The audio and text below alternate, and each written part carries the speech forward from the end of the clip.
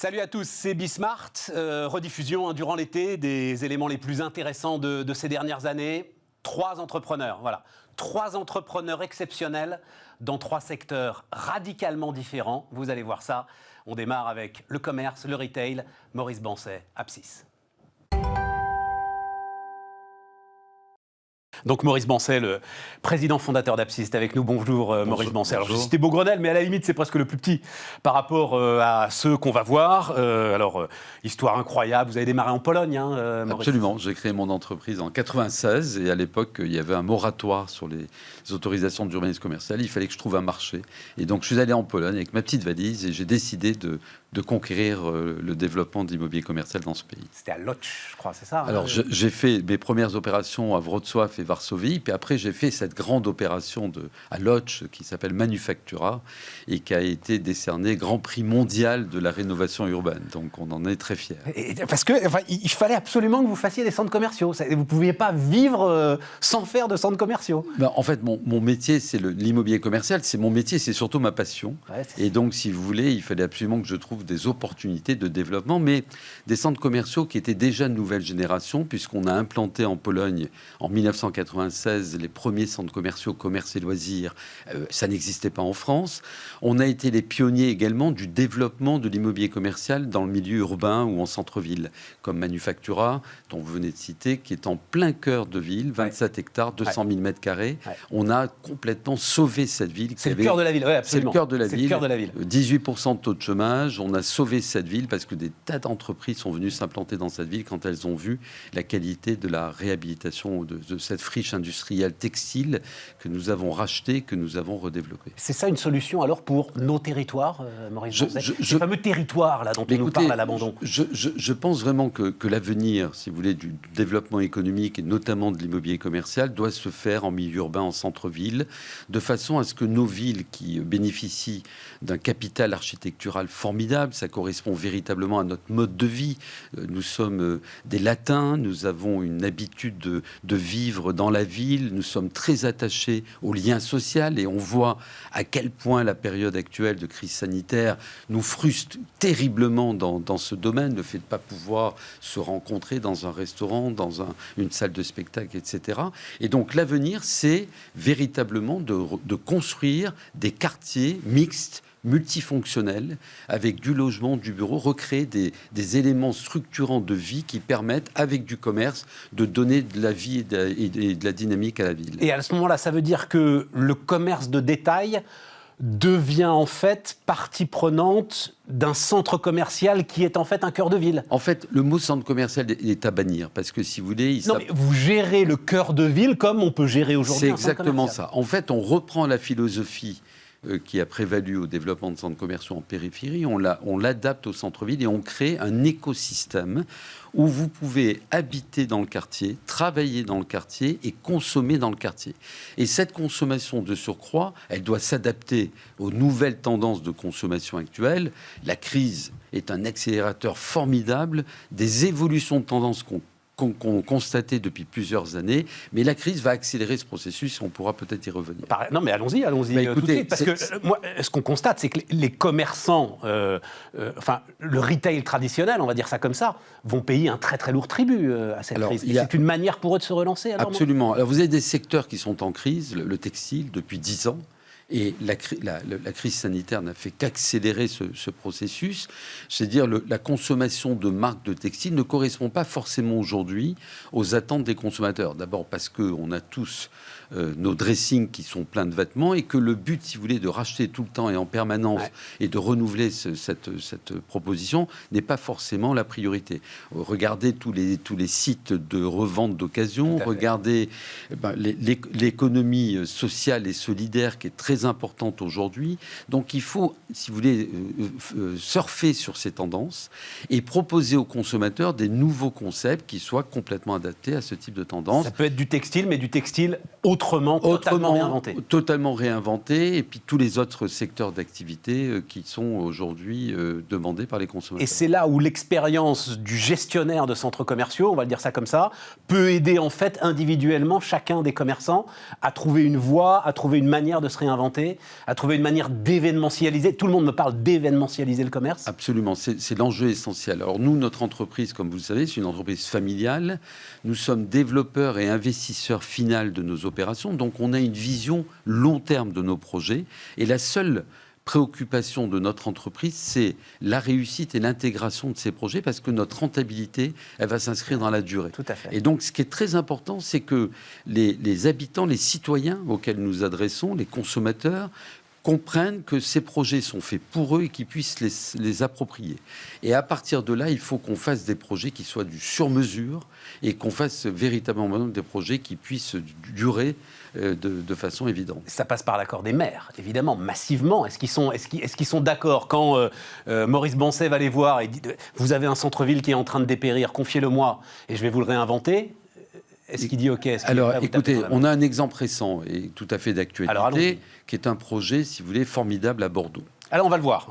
Allez-y, continuez, on va voir une image. Parce que moi, j'ai pas vu un centre commercial dans l'image de Bordeaux. Non, j'ai vu un parc. C'est l'antithèse d'un centre commercial. C'est totalement l'antithèse. Je vais vous expliquer l'historique. On le voit là, Maurice Bancet. Absolument. Voilà. Alors, ce projet a été inventé par notre entreprise en partenariat avec un établissement public qui s'appelle Euratlantique, qui a pour mission le développement de plus de 700 hectares sur 3 communes, Bordeaux, Floirac-Bègles.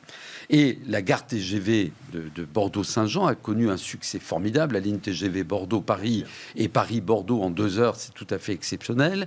Donc plus de 20 millions d'utilisateurs aujourd'hui, avec des perspectives à 25 millions. Et devant cette gare, quand on sort devant la gare, on est extrêmement déçu parce que Bordeaux a connu une dynamique de revitalisation formidable sous l'égide de son maire Alain Juppé, le maire précédent, et donc avec la requalification des quais qui est tellement prisée par les Bordelais, etc., etc. Et quand vous sortez de la gare, vous avez un quartier qui est véritablement paupérisé, et donc une forme de déception très forte entre l'image réelle de Bordeaux et de sa revitalisation et la réalité. Et donc on a proposé à la municipalité de Bordeaux, à l'établissement public, de créer un nouveau quartier de 67 000 m² que vous voyez là, et avec comme principe, à partir du parvis de la gare, vous avez une rue piétonne de 600 mètres de long qui rejoint la Garonne. Et c'est la première fois qu'on réconcilie... Mais là, je vois que des arbres, Maurice, ils sont où les magasins? Où est-ce que... Alors, vous les avez sur la droite, c'est la partie, si vous voulez, urbanisée sur la droite. Ça, c'est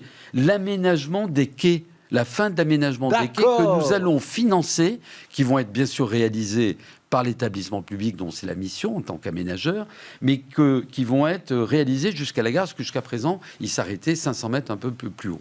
Et donc, nous allons développer de part et d'autre de cet axe piéton, qui est une rue piétonne, un quartier piéton, avec une mixité totale. Colle parfaitement du logement, avec la nouvelle municipalité. Vous absolument. avez presque devancé le vote. Ah non, mais alors, de façon évidente, si vous voulez, j'ai été amené à rencontrer la nouvelle municipalité, et notamment le maire, M. Urmic, et je lui ai présenté le projet, et je lui ai expliqué, si vous voulez, toute l'anticipation qui a été la nôtre, puisque nous avons déposé le permis de construire en 2019, et que tout ce que je lui ai dit, tout ce que contenait ce projet, était dans le permis de construire, que nous avions déposé avant même les élections municipales. Et il dit quoi? Il dit banco? Parce qu'a priori, les si vous voulez, dans un premier temps, ne connaissant pas forcément très bien le dossier, il avait été extrêmement hostile, notamment pendant une élection, pendant la période électorale. Et puis on s'est rencontrés. Je lui ai présenté le projet. Je lui ai présenté toute la démarche environnementale qui a été la nôtre et qui est extraordinairement vertueuse. C'est un projet qui, sur le plan architectural, est remarquable puisque dans toutes ses façades, nous utilisons la pierre, matériau très, très prisé à Bordeaux, la pierre blonde de Bordeaux. C'est un projet qui est totalement paysager, planté avec des rues piétonnes, des petites placettes, etc. Et donc, nous avons amendé le projet à la demande du maire sur certains points, réduction des places de parking, augmentation du volume de logement, etc. Et on s'est mis d'accord sur un processus commun de commercialisation du projet dans le cadre d'un comité d'enseigne où l'économie sociale et solidaire va être présente, où nous allons développer également des concepts qui ne se développaient qu'en périphérie, des concepts qu'on appelle city, dans le bricolage, dans le meuble, etc. On va en parler, et non, parce que je veux qu'on parle de beaucoup de choses. Donc, en gros, la réinvention du commerce passe par ce genre de projet. Mais vous avez aussi des retail parks. Alors, ça aussi, ça fait partie du... Ça, c'est le passé, c'est... Non, c'est pas tout à fait le passé. Le XXe siècle. C'est une façon aussi intelligente de requalifier des entrées de ville. Depuis les années 60. Alors ça, c'est Saint-Étienne, par exemple? C'est Saint-Étienne et c'est Style qu'on a inauguré au mois de septembre. Vous avez dans toutes les entrées de ville ou les routes nationales une série de boîtes, bardages, si vous voulez, qui se sont développées souvent de façon un peu anarchique, directement par les distributeurs, qui pouvaient échapper au process des autorisations complexes d'urbanisme commercial sous la réserve que ce soit des boîtes isolées. Bon, ce modèle-là d'urbanisme est catastrophique pour nos villes. Et donc, nous, ce que l'on propose là, en termes de substitution, c'est de faire des projets structurés, des retail parks, donc ce sont des projets à ciel ouvert, où on relocalise toutes ces surfaces, si vous voulez, individuelles, dans des concepts totalement intégrés. C'est style 70 000 m² à l'entrée de ville de Saint-Étienne, sur un site qui était complètement pollué, qui est un ancien site de charbon, qui a vécu une période également industrielle. On essaie de s'occuper de la dépollution de ces terrains. Nous avons planté plus de 30 000 arbres et arbustes sur cette opération. Donc on en a fait véritablement un jardin avec tout un espace piéton, des restaurants, des loisirs, du commerce. Et un maire et c'est un succès énorme. Et un maire de Saint-Étienne qui disait, comme ça les gens vont plus à Lyon. Parce qu'en fait, c'était ça le sujet finalement. Alors, il y avait une évasion commerciale de près de 40% de la zone de chalandise sur notamment Givors et Lyon. Et voilà. Et aujourd'hui, on peut vous dire, avec l'ouverture de Saint-Étienne, que nous avons inversé le processus. C'est des Lyonnais qui viennent en fin de semaine, je vous assure que c'est vrai. Quand on connaît les rapports entre les deux, absolument, les rapports historiques. On relève les plaques lyonnaises, mais de tous les autres départements limitrophes également. Et de surcroît, de manière très vertueuse. On a signé une association avec l'association de commerçants de Saint-Étienne, de façon Synthé Shopping, de façon à mettre en place des synergies entre Style et le centre-ville. On fait des campagnes de communication communes. Allez à Style, j'ai une image à Grenoble aussi. On va regarder parce que c'est aussi à l'entrée de Grenoble. Alors c'est sur la là on est en plein centre-ville de la deuxième commune de l'agglomération de Grenoble qui est Saint-Martin-d'Hères. Voilà, juste à côté. Saint-Martin-d'Hères, voilà, on voit c'est ça, là. 50 000 habitants. Et c'est surtout, juste en face du campus universitaire, vous avez 40 000 étudiants et 15 000 chercheurs. Et là aussi, c'est de la réhabilitation d'anciens locaux industriels. Absolument. C'est une ancienne usine qui s'appelait Nunerpic, qui appartenait au groupe Saint-Gobain, qui était une usine de turbines, qui a notamment participé à tout l'équipement des barrages qui ont été réalisés dans les années 60 dans toute la région. On a repris cette usine, on la réhabilite, et on fait un ensemble de commerce, loisirs, restauration formidable, desservi par 2 lignes de tram. Donc, si vous voulez, c'est un site... Donc, la morale de tous ces exemples, Maurice Bancet, c'est il faut vous laisser, en fait, effectivement, concevoir des aménagements globaux et sortir de l'idée qu'on a, nous encore aussi, du grand centre commercial, boum, qui vient se poser comme ça, en périphérie de la ville. Si vous voulez, il faut être très, très conscient d'une chose. Le plus gros danger pour notre société aujourd'hui s'appelle le e-commerce. Il est ouvert 7 jours sur 7, 24 heures par jour. Et donc ça, si vous voulez, vous n'êtes pas capable d'offrir dans les villes une offre concurrentielle où vous créez de l'émotion, vous créez de l'attractivité, vous créez des événements, vous créez des espaces de culture. On a créé un certain nombre d'espaces de culture dans nos projets avec des expositions d'artistes ou un partenariat avec la Cité des Sciences et de la Villette, etc. On est capable de faire des projets sur mesure. Les intérêts sont alignés entre l'investisseur final que nous sommes et les collectivités qui sont en face. Parce qu'on a une vision long terme. On n'a pas juste une démarche spéculative de faire une opération, de la revendre très vite et puis de partir. Donc nos intérêts sont alignés. C'est ce que les municipalités de plus en plus comprennent. Et il faut que ce soit des professionnels aguerris qui s'occupent de la problématique du commerce. Parce que le commerce, ça ne se décrète pas. C'est une science qui est très compliquée, qui est très difficile et sur laquelle, si vous voulez, l'expérience que nous avons cumulée depuis 25 ans, puisque nous existons depuis 25 ans, sur le le plan national et international, nous permet aujourd'hui, avec des équipes dédiées, d'apporter des réponses complètement appropriées aux problématiques qu'on nous pose, et elles sont toutes différentes. Je pense, alors, parce que c'est juste le mot lieu de culture qui met... Alors, c'est pas vous, mais je pense que ce qui a été fait à Marseille, juste à côté du Grand Musée de la Méditerranée, est sans doute aussi un symbole de la façon dont un quartier qui était en train de dépérir est totalement revitalisé, et comment le mariage avec la culture, qui paraît pour certains une hérésie, en fait se fait de manière naturelle, spontanée, absolument calme. C'est presque un prolongement finalement. Oui, c'était des anciens de sites portuaires qui étaient complètement désertifiés et qui sont repartis en termes d'attractivité. Un mot quand même de la crise que... alors vous êtes assez optimiste d'ailleurs, hein, Maurice, vous me le disiez, vous pensez que le plus dur est passé, mais... À un moment, là, l'ensemble de ceux qui gèrent ces grandes surfaces commerciales s'est posé la question des loyers. Comment est-ce que vous avez géré ça? Comment est-ce que Apsys a géré cette période très particulière? Alors, la crise que nous traversons est une crise sans précédent.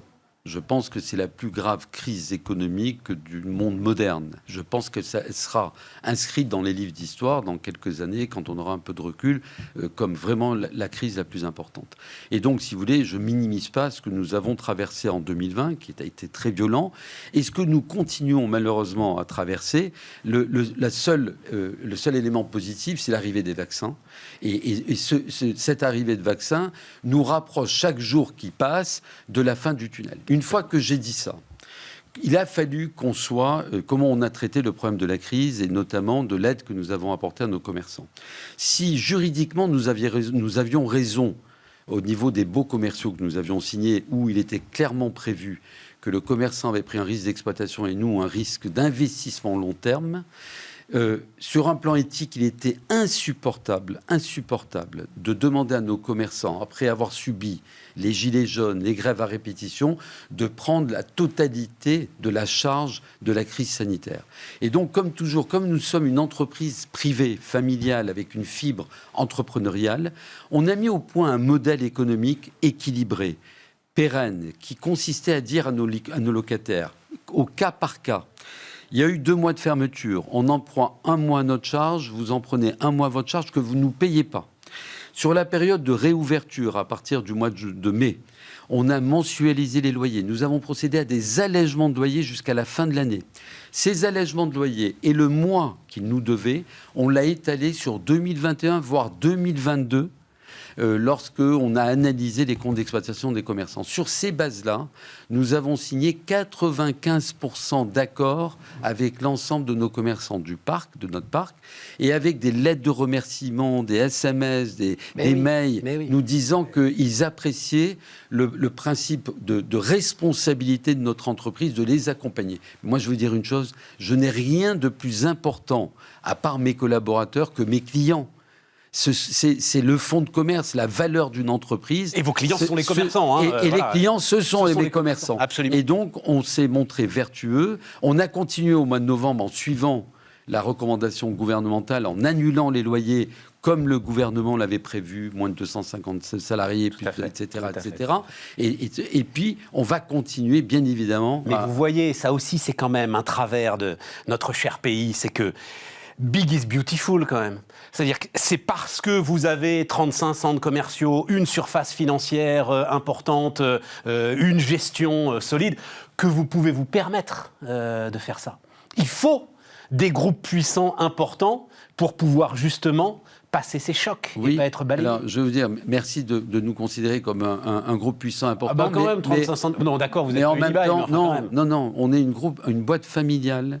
On a créé cette entreprise avec 0 equity au départ.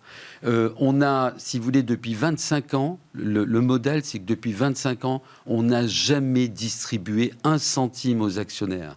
Depuis 25 ans, on réinvestit en permanence la valeur créée dans l'entreprise, parce que la seule préoccupation des actionnaires familiaux de ce groupe, c'est la pérennité de cette entreprise, de ses emplois et de ses actifs. Et donc, fort du fait qu'on a été extrêmement précautionneux pendant 25 ans, on a eu les moyens, d'un côté, de faire ce geste de solidarité qu'on voulait faire auprès de nos clients, tout en respectant nos engagements financiers. Ben oui. Parce que, par ailleurs, on a financé toutes ces opérations avec un système bancaire, un système obligataire, et qu'il a fallu faire face à nos engagements, même si je dois souligner qu'aussi bien au niveau des banques qu'au niveau des obligataires qui nous ont fait confiance. Donc ceux qui détiennent votre dette. Hein. Ceux qui détiennent nos dettes. Il y a eu également à ce niveau une solidarité absolument formidable.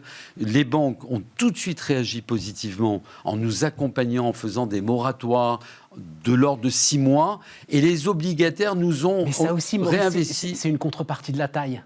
C'est la fameuse phrase, hein, si je suis endetté de 1 000 euros, c'est mon problème. Si je suis endetté d'1 milliard, c'est le problème du banquier. Donc ça aussi, c'est quelque part une contrepartie de la taille. Peut-être. Non, mais de votre stratégie patiente, évidemment. Non, mais je pense mais c'est aussi une contrepartie. Je pense que c'est aussi le fruit d'une relation de confiance qui s'est construite pendant 25 ans avec tous nos contreparties. Il nous reste 2 minutes. Votre conviction, on n'aura malheureusement pas le temps de parler des bureaux, puisque c'est...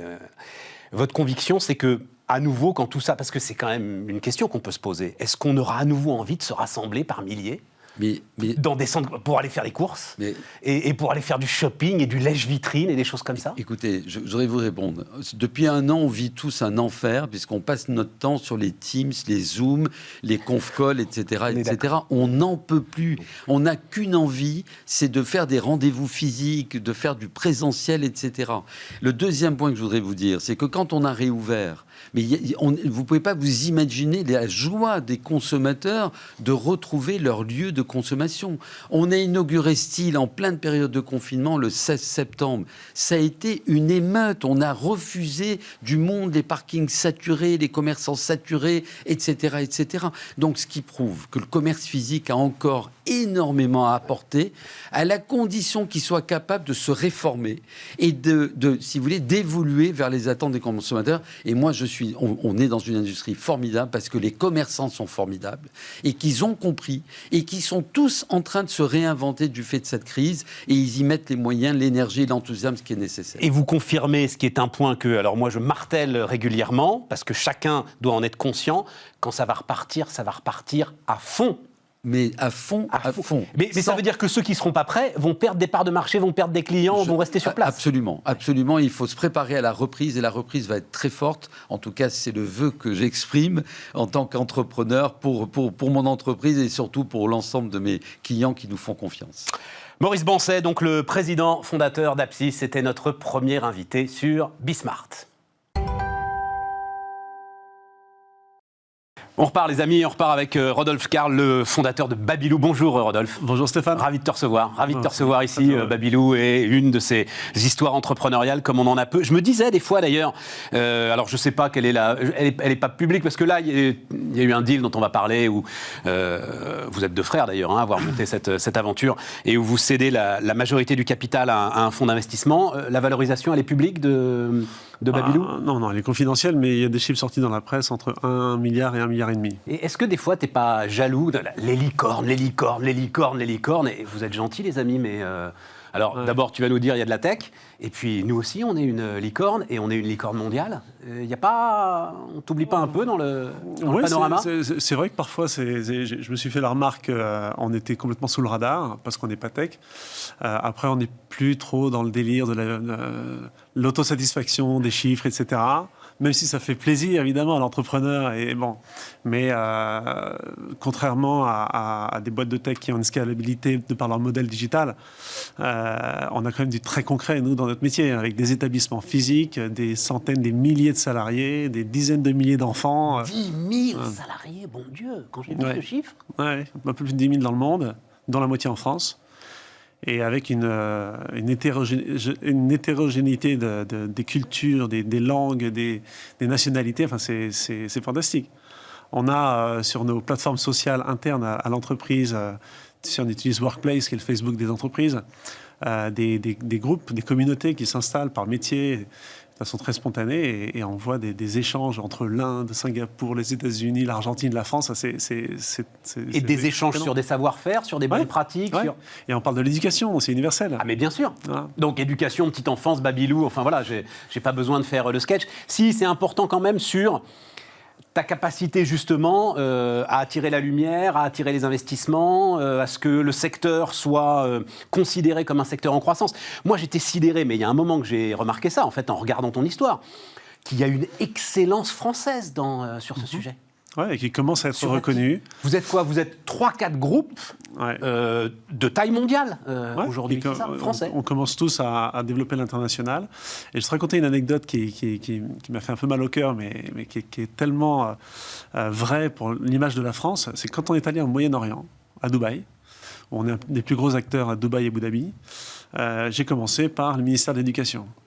Et la ministre m'a dit, mais c'est quoi votre projet? Qu'est-ce que vous voulez développer dans notre pays, etc. Et je me suis dit, comme bon franchouillard qui a été élevé avec l'image que la France est rayonnante dans le monde entier, je me suis dit, attends, ils vont me recevoir avec un tapis rouge. Que dalle. Et on dit, mais au fait, vous êtes dans quel niveau du classement PISA? Parce que nous, vous savez, comme on avait avant juste un banc de sable, on a demandé à des professionnels de nous faire un panache des 5 premiers du classement PISA pour le programme éducatif de notre pays. Donc, classement PISA, c'est l'excellence de l'éducation. Hein. Voilà. On va dire comme ça. On ne vous a pas vu. Vous n'avez jamais été dans les rapports qu'on nous a délivrés sur l'excellence de l'éducation dans le monde. Et donc ça fait mal au cœur. On est quoi? On est 25, 26e, je crois. Exactement. Ça, essentiellement pour des problèmes de mauvaise insertion sociale et d'inégalité qui se creusent au fur et à mesure que tu avances dans l'âge des enfants. Tout à fait. Donc ça fait mal au cœur. Et Babylou, à sa petite échelle, commence à poser des jalons de l'excellence éducative française, alors au niveau de la petite enfance. Mais on a compris en 20 ans, là, avec les neurosciences et avec le digital qui arrive de plus en plus tôt auprès de nos jeunes enfants, à quel point ces premières années, même ces premiers mois de la vie, sont déterminants pour la réussite de l'enfant après. Et avant qu'il soit englué dans le digital et les plateformes des GAFA, on peut leur bâtir un vrai cerveau très humain, de l'intelligence humaine et pas artificielle, pour les préparer au monde de demain. Le père de famille nombreuse que je suis a été, à un moment, il y avait un bouquin qui s'appelait notamment « Tous jouent avant 6 ans ». Ouais, bien sûr. J'ai toujours trouvé que ça traumatisait les parents. J'ai toujours trouvé, je dis, mais c'est pas, c'est comme ça qu'on voit, c'est comme ça qu'on voit des parents devenir hystériques sur des pauvres marmots qui. Et maintenant, quand on est vieux, on a envie de leur dire, on est en forêt, etc. Mais laisse-le jouer, bon Dieu, laisse-le vivre, laisse-le se traîner dans la boue, laisse-le tout. Exactement. Oui, mais tu comprends, c'est une pression. Ça met la pression. Qui m'a toujours posé un problème, Rodolphe. Ça met la pression, et du coup, la réponse à cette pression, c'est les parents se stressent, et les enfants le ressentent. Ouais. Alors, en fait, ce dont les enfants ont besoin, c'est juste de la sécurité affective, où on sent qu'avec ses parents, on est en sécurité pour explorer, pour découvrir, pour recevoir. Et il ne faut surtout pas tomber dans le piège de la pression. Ouais, c'est ça. Mais ça veut dire, alors j'allais y venir de toute façon un peu plus tard, mais allons-y, c'est le léger pivot que tu es en train de faire d'une garderie améliorée. Tu es en train de devenir un groupe d'éducation, en fait. C'est exactement ça. Et dans la case EdTech, tu vas pouvoir rentrer dans la bonne case des corps. Ça a été accéléré par un phénomène de différence dans la France et les autres pays. C'est qu'ici, en France, c'est le seul pays où le 0-3 ans est rattaché au ministère de la Santé et pas de l'Éducation. Dans tous les autres pays où nous sommes, nous sommes dépendants du ministère de l'Éducation. C'est-à-dire que la vision politique du 0-3 ans est très différente entre la France et le reste. Et ça a une raison historique. C'est sorti de la guerre, en 1945, on crée les PMI, les services de PMI, protection maternelle et infantile dans les conseils généraux, et on est dans un réflexe de protection de la nation, post-guerre, où on dit, à la naissance, on va protéger les enfants, et on a une approche santé. Faire reculer la mortalité infantile au maximum. Ouais. Dans tous les autres pays, le 0-3 ans est considéré comme un enjeu éducatif. Parce que tout ce qui est santé, sécurité, hygiène, c'est le b.a.-ba. Donc de toute façon, c'est là. Et en arrivant dans nos nouveaux pays, on a été d'abord dans des discussions avec les institutions publiques, les autorités qui sont beaucoup plus éducatives que santé. Et on a couvert le 0-6 ans, parce que l'école ne commence pas à 3 ans, mais à 6 ans, dans la plupart des pays. Et donc, alors qu'on était très français, on se disait, nous, on est sur le 0-3, on ne traite qu'avec des médecins, des infirmières. Après 3 ans, c'est l'éducation, c'est Blanquer, c'est l'école maternelle, c'est l'éducation nationale. C'est un autre monde. En fait, non, c'est pas un autre monde. Il y a une continuité. Et finalement, couvrir 0-6 ans, ça nous a donné un nouvel angle, beaucoup plus éducatif, que juste sanitaire. Donc, y compris en France, alors? Ouais. On a une quinzaine d'écoles Montessori bilingues. C'est un démarrage. Mais je dirais surtout sur la France, ça change notre vision et notre approche, même sur le 0-3 ans. Et pour l'entrepreneur, si on parle business, il y a plus de valeur à aller chercher de ce côté-là? Non. Ou une nouvelle... Non. Pas en France. Pas en France, Non. pas du tout. Non. D'accord. Non, par contre, quand on fait nos analyses de marché, je me souviens quand je suis installé en Allemagne, tu sais, je suis parti 4 ans en Allemagne pour développer Babylou. J'allais en dire un mot. Voilà. Non, mais juste précisons tout de suite, c'est réfléchir, monter une filiale. Rodolphe Karl, il est pas... Voilà, je parti à monte Munich. l'Allemagne, je pars à Munich. J'avais jamais appris l'allemand, page blanche, personne m'attend, et restart. Voilà. Je quitte mes 4000 salariés à Paris, qui, je dis, avec un COMEX hyper qualitatif, que des pros, que je drive depuis 10 ans. Et puis je leur dis, je vais moi-même me mouiller, et puis il ne faut pas que je me plante, parce qu'il faut que je montre l'exemple. Bon, ça a fonctionné, on est leader en Allemagne aujourd'hui, on fait presque 100 millions de chiffre d'affaires maintenant en Allemagne. Conseiller du gouvernement même à un moment. Tout à fait. Parce que la politique de la petite enfance est un vrai sujet, enfin était un vrai sujet en Allemagne à un moment. Oui, ils se sont très bien rattrapés, parce que maintenant ils dépassent la France en coverage. Ce que je voulais dire, c'est quand je suis parti en Allemagne, tout le monde s'est foutu de ma gueule. On dit, mais les Allemands ne font pas d'Allemands, les Allemands ne font pas d'enfants. Et donc, il y a un marché qui est minuscule, et en plus, c'est mal vu les femmes ne travaillent pas. Voilà, de travailler lorsqu'on a quand on a une maman de jeunes enfants. Exactement. Bon, sauf que mon terrain de jeu, c'est pas le 0-3 ans. Si je parle business et entrepreneur, c'est pas 0-3 ans, c'est 0-6. Donc, peut-être qu'il y a moins de natalité, mais on couvre 2 fois plus de tranches d'âge. Donc, mon cœur de cible, c'est pas les 2,4 millions d'enfants en France, c'est 6 millions d'enfants allemands. Et finalement, quand on se dit juste, on fait un raccourci, il y a moins de natalité dans un pays. D'abord, c'est pas figé, parce que depuis 2014, ça ne cesse de monter et ils sont en train de rattraper la France. Et nous, on baisse. Et ensuite, on a une taille de marché beaucoup plus élevée. Ouais. Bon, la croissance face au choc. Donc, toute cette histoire de croissance, elle s'est pris, elle aussi, et alors dans des conditions particulièrement difficiles, j'imagine. Elle s'est pris le choc du Covid. Il faut, en fait, la façon dont je pose la question maintenant aux entrepreneurs comme toi, c'est qu'est-ce que tu as appris de ce choc, de la gestion de ce choc? Qu'est-ce que tu as appris? Je pensais être résilient, parce que tu apprends avec l'expérience et tout. Là, on est passé dans un niveau de résilience et je parle émotionnel et psychologique aussi, qui n'a rien à voir, énorme.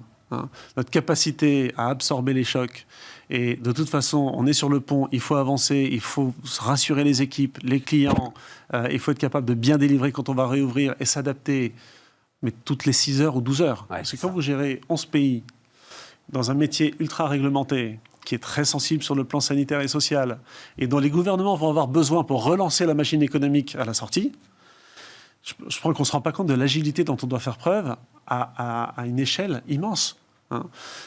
Toutes les 6 heures ou 12 heures, on avait une nouvelle disposition, soit opérationnelle sanitaire à implémenter dans nos crèches dans un pays ou un autre, soit de business model ou de subvention à plugger dans notre modèle pour qu'on ne meure pas pendant ce confinement et qu'on puisse être opérationnel avec tout notre personnel à la sortie.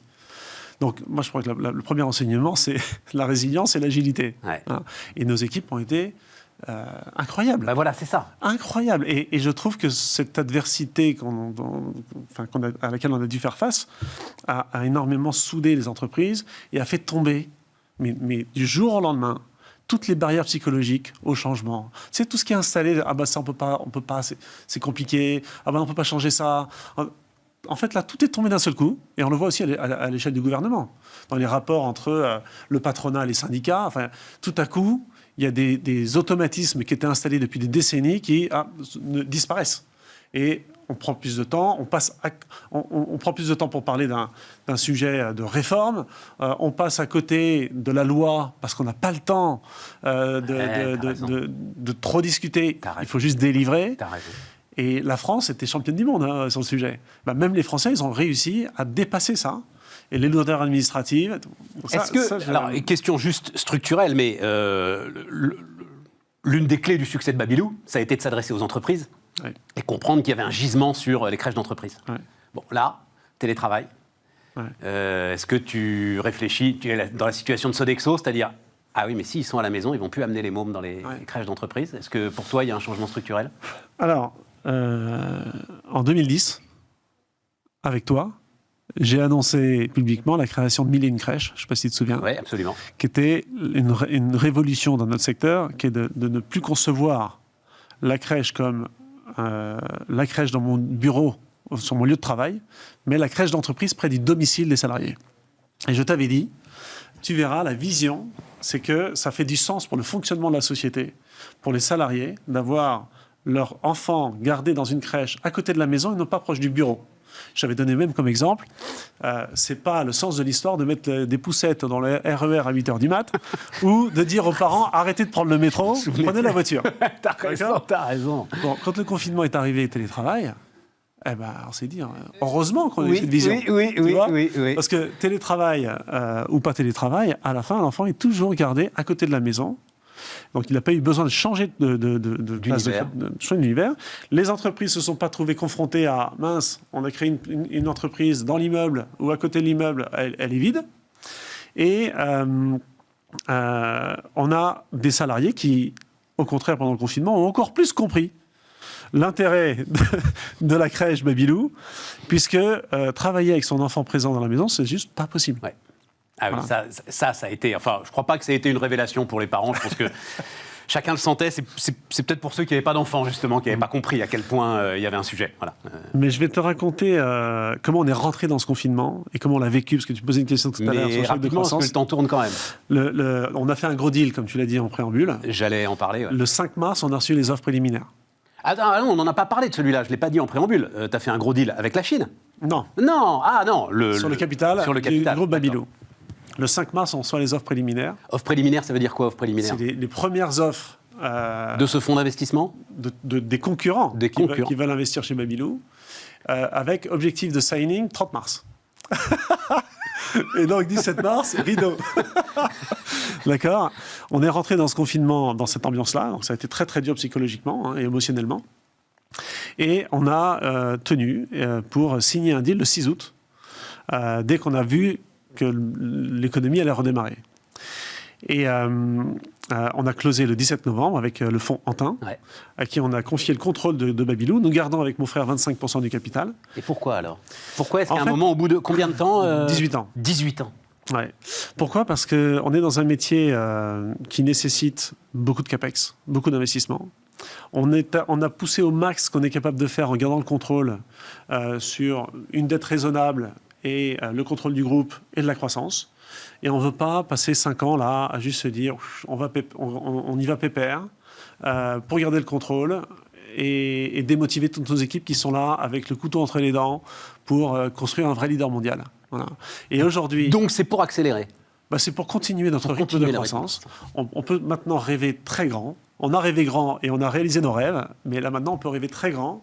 On a des équipes exceptionnelles dans tous nos pays. On n'a pas peur, on est confiant dans l'avenir. Quand on rentre dans le confinement, on est à 11 pays, on en ressort à 12 pays. Okay, on achète une super boîte en Hollande le fin mai.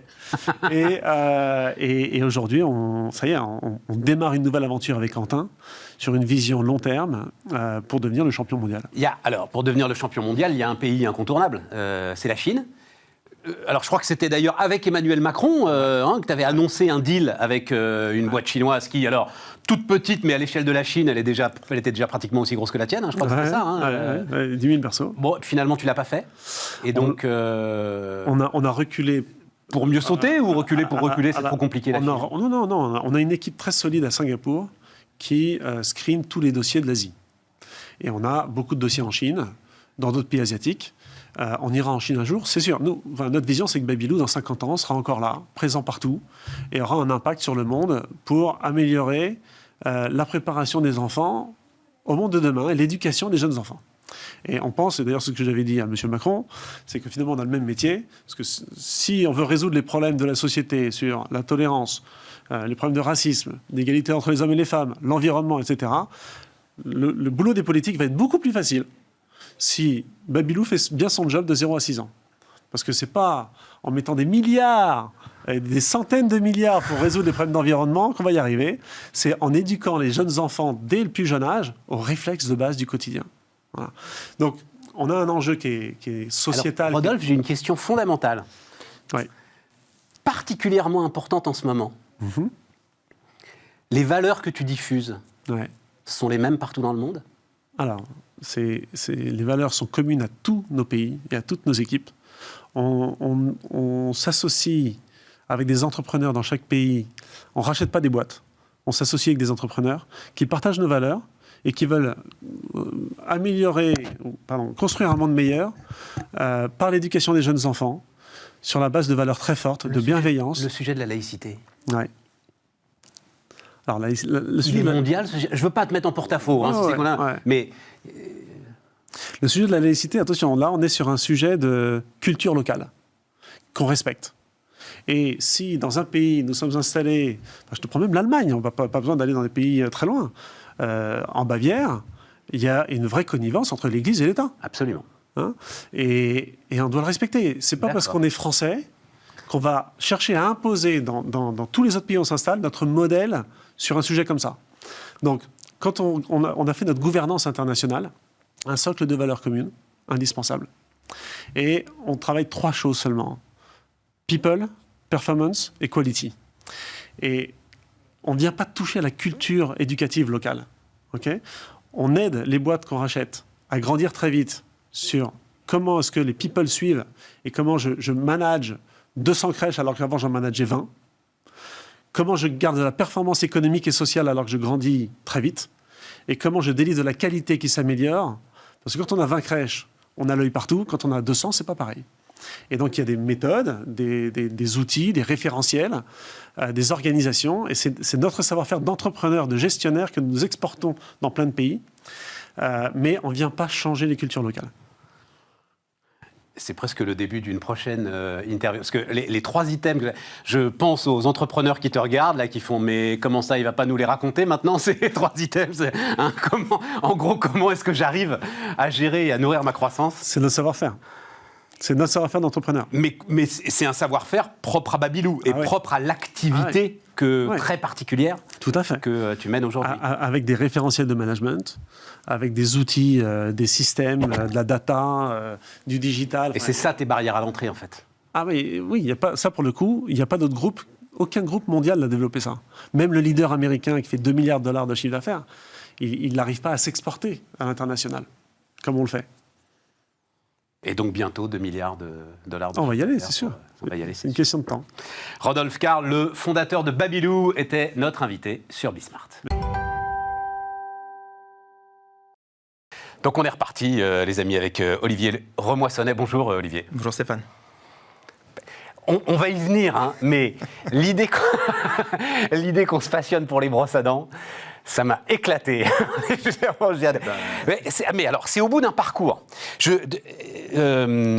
Donc, vous êtes là parce que, enfin, c'est vous qui le dites, hein, je dois dire, je ne l'ai pas vérifié, mais vous dirigez la dernière usine française à détenir le savoir-faire de la fabrication de brosses à dents. Ouais. Et l'ironie du sort, c'est qu'il y a 175 ans, on était la première. C'est-à-dire qu'il y a eu toute une épopée industrielle avec une quarantaine de brossiers en France qui ont fabriqué des brosses à dents. L'ironie du sort, c'est que la première est aujourd'hui la dernière. À Beauvais, on est à Beauvais, hein, c'est ça. On est à Beauvais, dans l'Oise, qui est le bastion de l'industrie brossière du 19e. Et ça, alors, on va voir, vous avez une vidéo. Je reviens au début. Votre parcours. Vous êtes un amoureux profond de l'industrie. Oui. Passionné. Ouais. Passionné. Et vous avez commencé, on verra après, mais on va la revoir après la vidéo. Et vous avez commencé, j'ai lu ça, sur comme ouvrier, OS. Exactement. Sur les chaînes d'assemblage de la mythique 205, c'est ça? Oui, tout à fait. Pendant les vacances, c'était les jobs d'été, hein, voilà, pour se faire un petit peu d'argent. Et j'ai trouvé cette ambiance, ces odeurs, ça a été une vraie révélation et ça ne m'a jamais quitté. Donc tout mon parcours scolaire ensuite m'a amené dans l'industrie inévitablement. Ces machines qui ne s'arrêtent jamais et qui nous dépassent. Ouais. Ouais, j'ai adoré ça. Quand vous voyez des morceaux de pièces métalliques qui rentrent d'un côté et qu'une voiture roule de l'autre côté, c'est...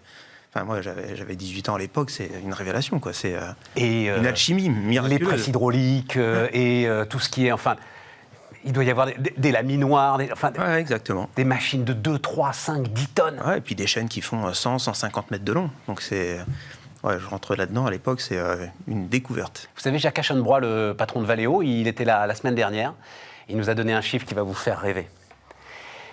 2 milliards de composants rentrent tous les jours dans les usines Valeo et ressortent en 8 millions de produits. Ça donne le vertige, hein. Tous les jours. Ouais. Incroyable. Tous les jours. Incroyable. Et c'est ça qui vous emporte. Ouais. Et en fait, cette démarche-là m'a amené, on va le découvrir, mais dans la partie industrie de la brosserie. Mais comment vous y êtes? Parce que donc, vous êtes OS, ok, je fais la 205, ensuite je fais mes études, donc ça veut dire quoi? Je deviens ingénieur, arts et métiers, des CNAM, choses... Conservatoire national des arts et métiers, arts et avec une démarche en alternance pour avoir un pied dans l'industrie très rapidement. 7 ou 8 ans dans l'industrie automobile chez un fournisseur de premier rang. Et puis ensuite, la volonté d'aller voir ailleurs ce qui se passe. Et je rentre dans l'industrie de la brosserie. Et là, c'est le... Et pourquoi l'industrie? Parce qu'en fait... c'est un vrai hasard au départ. C'était une opportunité de travail. Et du coup, j'ai rencontré l'amour de l'industrie avec l'amour d'un produit qui est une brosse. Et qui fait qu'on a l'impression d'avoir toujours tout raconté sur les brosses, y compris les brosses à dents. Et finalement, on n'est qu'au début du chemin. Mais c'est incroyable, cet objet-là, alors là, pour le coup, on va le voir. Et ce qui me surprend, c'est que c'est pas ces machines qui nous dépassent, c'est plus proche de l'horlogerie, ce que vous êtes en train de faire. Alors, on regarde ça. Alors, je le décris pour ceux qui nous écoutent à la radio ou qui nous écoutent en podcast. Donc là, on voit les manches, j'imagine c'est des manches en bois, parce qu'on va parler évidemment développement durable. Manches en bois, tout ça, ou des manches en plastique recyclé. Ou des manches en plastique recyclé. Mais alors, derrière, effectivement, ce sont vraiment des outils, mais hyper précis. Ouais. On associe... Qui vont venir piquer, en fait, poil après poil. Exactement. On associe la technologie de l'horlogerie, pour sa précision, avec les cadences du textile et des machines à coudre. Et donc, il faut être très précis à de très hautes cadences, de manière à pouvoir garnir de filaments une tête de brosse à dents. C'est une démarche productive aussi, hein. C'est-à-dire qu'on est dans du business. Et il faut que, au-delà de l'éthique que l'on a derrière tous nos produits, le modèle soit économique et rentable.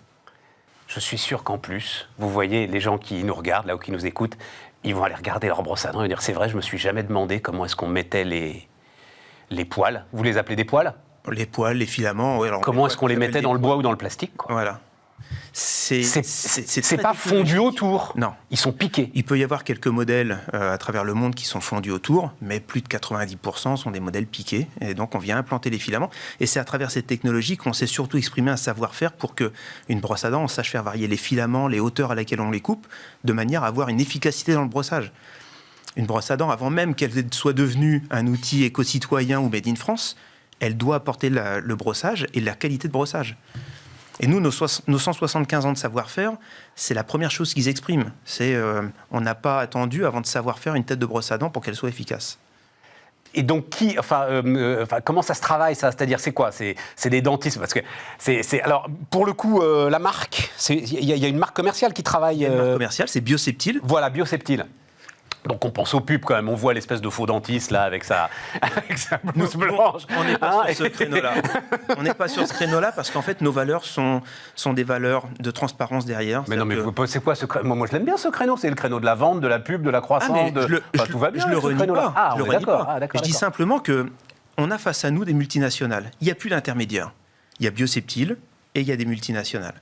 Et donc pour pouvoir s'exprimer, Bioseptile, c'est l'efficacité dans la conception des produits, mais c'est aussi 100% de produits qui sont issus de démarches éco-citoyennes. Et c'est aussi une vraie démarche pour arriver à faire des produits made in France sur des objets. On est dans la catégorie des objets de grande consommation, les PGC. Mais bien et donc, sûr. on est rabattu sur une productivité des prix qui fait que soit on est dans le prix de marché, soit on est dehors. Et donc, notre objectif, c'est de dire, c'est pas parce qu'on est français qu'on va être plus cher. 3,50 € à 4,50 € la brosse, on est largement dans le prix de marché. Avec des vertus éco-citoyennes, 100% en plastique recyclé, des filaments base végétale, du bois issu de forêts éco-gérées en France. Tout ça fait une alchimie où, à un prix qui reste le prix de marché, on arrive à faire des produits qui sont made in France et éco-citoyens. C'est ça la démarche de la reprise d'activité il y a 8 ans, parce qu'on n'en a pas parlé, mais en fait, cette entreprise allait disparaître il y a 8 ans. Donc, cette entreprise allait disparaître il y a 8 ans, tout était parti en Chine. Il y avait eu une grosse vague de délocalisation par le précédent propriétaire, contraint par une démarche de prix avec un modèle économique lié essentiellement à la grande distribution. Cet enchaînement, on le connaît, hein, il n'est pas neuf. Simplement, sous cette pression-là, une grosse démarche de délocalisation. Oui, non, attends, Olivier, parce qu'à chaque fois, cet enchaînement-là, il fait aussi que tout le monde peut se payer une brosse à dents et qu'on peut changer régulièrement de brosse à dents. Et enfin, la bataille du prix, elle n'est pas forcément, et la preuve, puisque tu es en train de la gagner, c'est pas la bataille du prix, c'est la bataille de la marge avec la grande distribution. Et le producteur qui a plus de quoi vivre avec son produit. C'est-à-dire qu'aujourd'hui... Parce qu'il marchait plus fort sur les brosses à dents que sur l'alimentaire, des choses comme ça. Oui, c'est de communication. Ouais. Et donc, quand on dit qu'une brosse à dents est encore aujourd'hui avec un prix de marché entre 3,50 € et 4,50 €, nous, on arrive à vivre à ce prix-là, alors que le modèle économique précédent était par terre. Et donc, la démarche, c'est de se dire, forcément, ça coûte plus cher à faire en France, inévitablement. Mais par contre, on a d'autres valeurs derrière et on a resserré nos prix sur d'autres sujets de manière à rester compétitif. Alors, ça coûte plus cher, pourquoi? Donc on voit là une très forte mécanisation quand même et une très forte robotisation. Oui, très forte automatisation. Très forte automatisation parce que les cadences permettent d'avoir la quote-part de la main-d'œuvre qui va permettre d'avoir un outil qui va être mis sur le marché, une brosse à dents, à un prix compétitif. Alors, je ne me trompe pas, l'usine donc, était en liquidation décembre 2012. Oui. Et vous, parce que vous êtes 3, je crois, associés. On est 2, avec mon associé Olivier Voisin. Voilà, vous êtes 2 associés dans cette histoire. Associés dans cette histoire. Et vous avez pu reprendre la moitié des ouvriers qui étaient sur le truc là. La moitié des ouvriers, préserver le savoir-faire et faire un. Mais alors, c'est quoi le savoir-faire? Alors justement, c'est quoi le savoir-faire dans la mesure où on voit cette mécanisation et cette automatisation Concevoir la tête de la brosse, avoir une maintenabilité de l'outil de production, l'entretenir et savoir investir. Ah, c'était notre joie d'il y a quelques semaines. La première machine de brosse à dents neuve qui est arrivée sur le territoire, ça fait près de 20 ans qu'une nouvelle machine de brosse à dents n'était pas rentrée sur le territoire. La première machine de brosse à dents depuis 20 ans est arrivée la semaine dernière à l'usine. C'est-à-dire que notre métier, c'est faire des brosses à dents, c'est entretenir un savoir-faire, c'est assurer la pérennité de l'entreprise. Et puis, c'est le plaisir au quotidien de travailler avec des équipes qui détiennent ce savoir-faire. Moi, je suis le porte-drapeau. Je suis là devant toi et puis on discute. Ouais. La réalité, c'est qu'il y a 30 personnes à l'usine qui détiennent ce savoir-faire, qui sont engagées au quotidien dans cette bataille. On est toujours en train de se repositionner, de se remettre en question pour faire en sorte que... Un exemple. Depuis maintenant 3 ans, on voit des brosses à dents en bambou arriver massivement sur le marché. Et on dit, on ne va pas laisser ce truc-là faire là. Des brosses à dents en bambou aux vertus éco-citoyennes qui font 10 000 km pour venir dans sa salle de bain. Un contresens écologique. Total. Et on dit, on va aller chercher une filière de bois français. Et pour aller chercher cette filière de bois français... C'est celle que j'ai là devant moi, là? C'est celle que j'ai là. Celle-ci, elle est en bioplastique, on pourrait y revenir après. On dit, on va aller chercher du bois qui a été déclassé dans nos scieries. C'est du hêtre rouge. Le hêtre rouge, il a la particularité, quand il est légèrement plus coloré, il est déclassé et on garde que le hêtre blanc pour l'ameublement. Et nous, on a dit, c'est une filière qui ne sait pas quoi faire de cette activité. On va aller récupérer ce hêtre rouge et on va en faire des brosses à dents. Et aujourd'hui, on positionne des brosses à dents au même prix que les brosses à dents en bambou avec une filière de bois français. Après, la difficulté, là, tu me l'expliques. La difficulté, c'est de le faire savoir. Sur un packaging le plus simple possible, voilà. De faire savoir, arrêtez d'acheter du bambou, c'est absurde, voilà. Et prenez du bois déclassé des forêts françaises. On gage sur le bon sens de tout le monde. C'est-à-dire que et alors non, parce que tu es vendu pas en grande surface, justement, c'est ce que j'ai vu. Quasiment plus en grande surface. C'est les pharmaciens. On est vendu, notre premier réseau, c'est les réseaux bio, qui nous ont fait confiance il y a plus de 5 ans. Ah oui, c'est pas mal ça aussi. Et qui n'avaient pas forcément vocation à vendre des produits comme les brosses à dents au départ et qui ont trouvé leur chemin et on les a accompagnés dans cette démarche-là. Donc on a un peu plus de 1600 points de vente qui nous accompagnent en bio en France à travers les plus grandes enseignes nationales. On est vendu aussi en pharmacie et on est vendu, c'est ce qui fait aussi notre renommée dans les foyers, à travers notre site bioseptile.fr. On fait des abonnements et les clients qui sont satisfaits de leur brosse à dents peuvent basculer en abonnement. Ça répond à une question, depuis quand la brosse à dents est dans le gobelet? Et souvent, on a oublié trop longtemps. C'est sa brosse à dents. Bien sûr. On apporte ce service qui est de dire... il est effrayant, je crois, le chiffre, quoi. C'est la moyenne des Français. 5 mois et demi. 5 mois et demi, la durée de vie d'une brosse à dents en moyenne dans son gobelet. Or, il faut la changer tous les combien de temps? 2 à 3 mois maximum. Et nous, on n'est pas là pour... Et les poils de la brosse, ils sont faits en... Ils sont en quoi? Parce que là, on est sur des filaments, nouvelle génération, bioplastiques. Et ce sont des filaments... Ça veut dire quoi, bioplastique? Mais il nous reste une minute. 70% de la composition du filament est à base de végétaux. L'objectif, c'est toujours de réduire la part pétrole partout où on le peut. Et tu arriveras à 100% un jour? Oui. Ouais. Oui. Ah ouais, déterminé. Ah oui. La technologie et pareil pour le manche que tu... Le manche, 100% plastique recyclé, 100% bois de forêt française, ou alors des bioplastiques qui consomment des déchets d'autres industries. Incroyable.